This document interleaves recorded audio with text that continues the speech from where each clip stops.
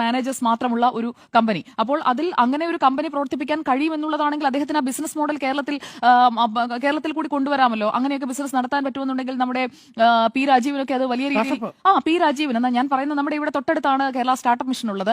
അപ്പോൾ ഇങ്ങനെ വളരെ മിനിമം സ്റ്റാഫിനെ വെച്ചുകൊണ്ട് ഇത്രയും വരുമാനം കിട്ടുന്ന ഒരു സംവിധാനമൊക്കെ, അതായത് അയാൾക്ക് കിട്ടുന്നത് ഇപ്പോൾ കെ ടി ജലീൽ പറഞ്ഞതനുസരിച്ചാണെങ്കിൽ പി കെ ഫിറോസിന് 5.25 ലക്ഷം രൂപ വരുമാനമുണ്ട്. അപ്പോൾ വെർച്വലായി ഓപ്പറേറ്റ് ചെയ്യാൻ കഴിയുന്ന രാഷ്ട്രീയവും ഒരു ഭാഗത്തൂടി കൊണ്ടുവരാൻ പറ്റുന്ന ഒരു കാര്യമൊക്കെ ആണെങ്കിൽ എത്ര യുവാക്കൾക്ക് ഈ രാഷ്ട്രീയത്തിലേക്ക് കടന്നു വരാൻ പറ്റും. കാരണം വരുമാനമുള്ള ഒരു ജോലി കളഞ്ഞിട്ട് രാഷ്ട്രീയത്തിലേക്ക് ഇറങ്ങണോ എന്നൊക്കെ വിചാരിച്ച് അങ്ങനെ ഒരു തീരുമാനം എടുക്കാതെ നിൽക്കുന്ന യുവാക്കൾക്കൊക്കെ നല്ല ഒരു മോട്ടിവേഷൻ ആകും പി കെ ഫിറോസ്. കാരണം ഇത്രയൊക്കെ വരുമാനം കിട്ടും, വെർച്വലായിട്ട് ഒരു കമ്പനിയിൽ ഒരു മാനേജർ പോസ്റ്റിൽ ജോലി ചെയ്താൽ മതി, രാഷ്ട്രീയ പ്രവർത്തനം മുഴുവൻ സമയം കൊണ്ടുപോകാം. കാരണം ലീഗിന്റെ പ്രധാനപ്പെട്ട യൂത്ത് ലീഗിന്റെ സമര പരിപാടികളിലൊക്കെ പി കെ ഫിറോസിനെ നമ്മൾ കാണാറുണ്ട്, രാഷ്ട്രീയ പ്രതികരണങ്ങൾ കാണാറുണ്ട്. നേരത്തെ അദ്ദേഹം ചർച്ചകളിലും സജീവമായിരുന്നു. അപ്പോൾ ഇത്രയും സജീവമായ കാര്യങ്ങളൊക്കെ മുന്നോട്ട് കൊണ്ടുപോകാം, നല്ല ഒരു എമൗണ്ട് കയ്യിൽ കിട്ടും, താങ്കൾക്ക് ശ്രമിക്കാവുന്നതാണ്. അപ്പോൾ അങ്ങനെയൊക്കെയാണെന്നുണ്ടെങ്കിൽ ഒരു വെർച്വൽ കമ്പനി ഓപ്പറേറ്റ് ചെയ്താൽ മതി. കാരണം രാഷ്ട്രീയം എന്ന് പറയുന്നത് ഒരു സൈഡിൽ കൂടി അല്ലെങ്കിൽ ഒരു മുഴുവൻ സമയ രാഷ്ട്രീയക്കാരനായി മുന്നോട്ട് പോകാനും പറ്റും, അപ്പുറത്തൊരു വരുമാനം കിട്ടുന്ന ജോലിയും ഉണ്ടാകും.